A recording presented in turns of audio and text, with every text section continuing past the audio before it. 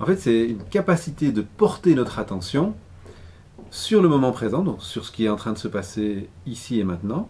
Alors à la fois dans mon corps, dans mes pensées, dans mes émotions, de manière non jugeante et en cultivant une certaine curiosité pour ce qui se passe.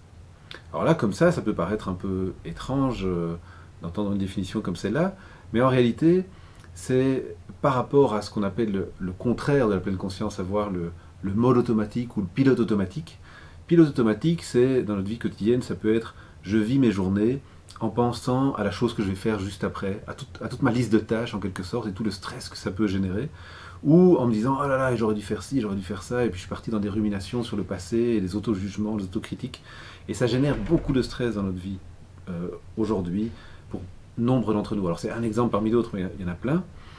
Et donc cette capacité de pleine conscience, c'est une capacité qui nous ramène dans l'ici et maintenant, qui nous aide à sortir du jugement sur nous-mêmes, sur les situations qu'on vit, à les voir quelque part avec plus de lucidité, de discernement, mais aussi à les voir avec plus de bienveillance et d'amitié, en quelque sorte, envers nous-mêmes d'abord, et puis aussi ça se déploie dans la relation aux autres.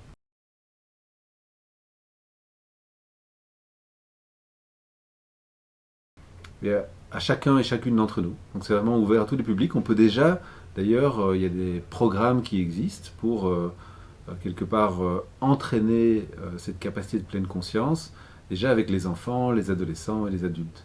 Alors ici, à l'Université de Paix, dans le cadre des cycles de pleine conscience, ces programmes de réduction du stress basés sur la pleine conscience, ils s'adressent aux adultes à partir de 18 ans.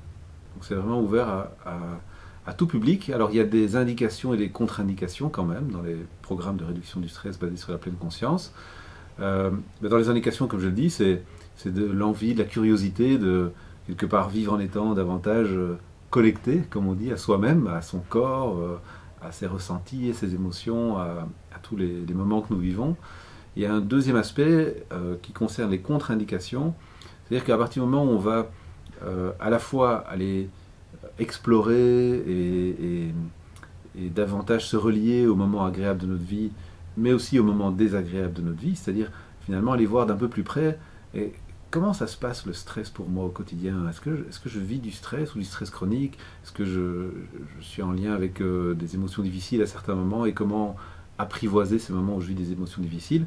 Mais ça demande soi-même, au moment où on s'engage dans un cycle, de ne pas être quelque part dans une situation de vie où peut-être je suis dans un stress aigu à un moment donné, parce qu'il y a des événements peut-être forts ou difficiles qui sont arrivés.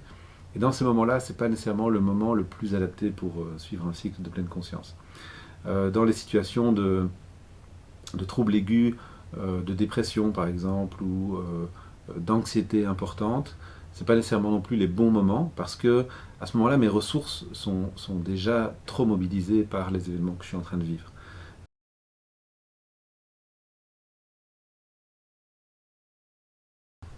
Alors maintenant, très concrètement, comment ça s'organise, comment ça se passe un cycle de pleine conscience? Donc ici, ce qu'on propose à l'Université de Paix, c'est ce qu'on appelle le programme de réduction du stress basé sur la pleine conscience.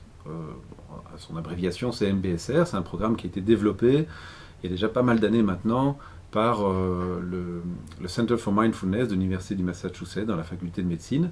Et ce programme, en fait, comporte 9 séances. Alors, il y a une séance chaque semaine, donc il y a 8 séances sur 8 semaines, qui sont des séances d'une durée d'environ 2h30 à 3h, plus une journée, c'est ça la 9e séance, plus une journée vraiment de pratique intensive de la pleine conscience, pour voir un peu, tiens, comment c'est quand pendant une journée je pratique la pleine conscience. Et donc il y a ces temps hebdomadaires comme ça où on se rencontre et on va justement partir à la découverte de qu'est-ce que c'est la pleine conscience, comment on peut développer en nous cette capacité.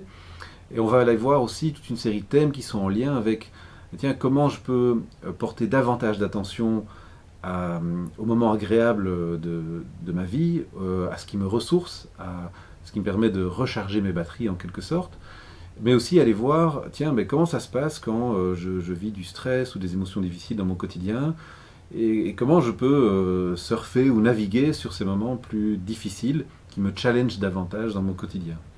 Puis on prend aussi du temps pour aller voir, tiens, comment prendre soin de moi aussi dans ces conditions qui sont plus difficiles, et comment installer dans mon quotidien, vraiment dans ma vie quotidienne, au travail, en famille, dans mes activités, etc., comment vraiment installer petit à petit cette capacité de pleine conscience et continuer à l'entraîner et à la cultiver, parce que c'est vraiment, comme je disais précédemment, un entraînement de notre attention, de nos capacités attentionnelles, et ça requiert voilà, de la pratique pour que notre cerveau commence à s'habituer à mobiliser rapidement ces ressources-là, voilà, plutôt que le pilote automatique.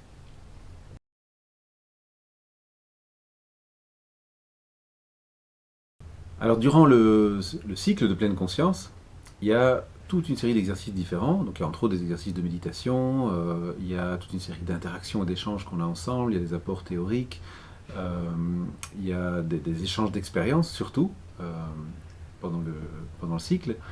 Il y a un petit exemple ici d'un exercice que vous pouvez déjà réaliser chez vous, à la maison, en allant simplement chercher un aliment. C'est justement un exercice de manger en pleine conscience et puis d'aller voir, tiens, mais qu'est-ce qui se passe, qu'est-ce que ça change lorsque nous choisissons de porter notre attention sur un aliment. Alors souvent ce que je fais dans le cycle de pleine conscience, je ne vous dis pas quel aliment j'utilise, mais ce que je fais c'est que je prends un aliment, je le dépose dans la main de chaque participant, et j'invite chaque personne à s'imaginer comme si nous venions de la planète Mars. Nous étions des Martiennes et des Martiens, et qu'on découvre cet objet qui tient dans le creux de la main, comme si c'était la première fois.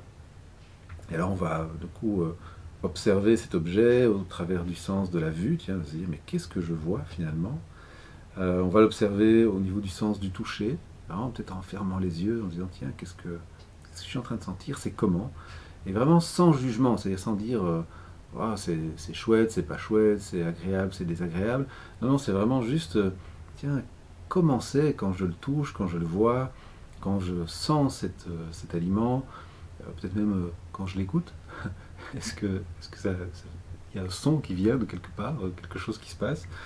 Et puis, tiens, comment c'est quand je le goûte et prendre le temps de vraiment sentir dans le corps qu'est-ce qui se passe, qu'est-ce qui se produit quand je le dépose dans la bouche, etc. Vraiment d'aller visiter ça. Et ce premier exercice, c'est vraiment une manière en fait de nous reconnecter à nos cinq sens, à notre corps, qui est en lien avec justement notre capacité à vivre les moments agréables, mais aussi vraiment à identifier quand nous sommes stressés ou dans une situation qui requiert notre attention. En fait, c'est généralement le corps qui va être le premier indicateur. Et donc l'air de rien, manger en pleine conscience. Alors, en plus, si vous choisissez l'aliment à la maison, vous pouvez prendre un petit morceau de chocolat ou quelque chose vraiment que vous appréciez tout particulièrement. Vivre cette expérience du coup qui sera vraisemblablement, en tout cas peut-être bien agréable si vous avez choisi un aliment que vous avez à cœur de manger. Peut-être voir aussi le pilote automatique de vouloir le manger plus vite que l'exercice. Mais expérimentez ça à la maison. Essayez pour vous-même de voir, tiens, qu'est-ce que ça change de manger un aliment en pleine conscience.